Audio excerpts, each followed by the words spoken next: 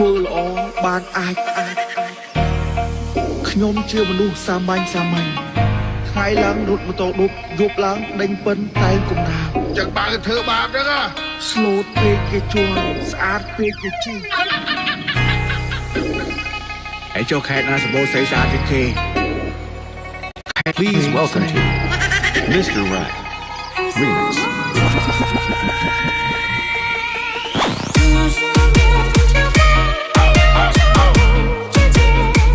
ធ្វើល្អបាន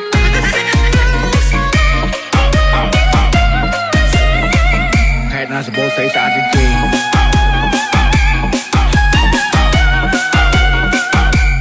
វែងស្រី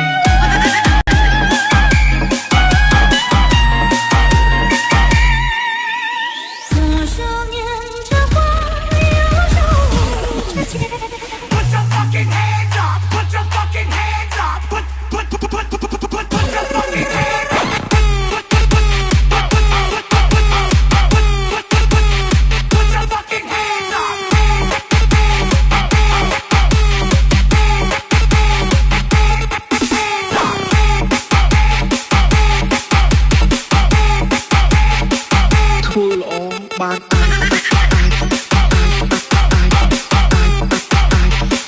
ធ្វើល្អបាន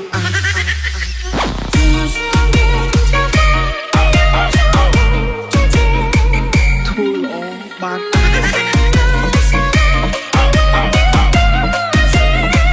ខេត្តណាសម្បូរស្អីស្អាតជាងគេ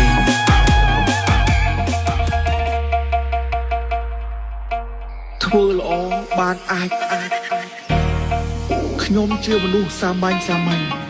ថ្ងៃឡើងរត់ម៉ូតូឌុបយប់ឡើងដេញពិនតែងកំណាបចឹងបើគេធ្វើបាបហ្នឹងណាស្លូតពេកគេជួលស្អាតពេកគេជីឯចូលខេត្តណាសម្បូរស្អីស្អាតជាងគេខេត្តវែងស្រី Please welcome to Mr. Rat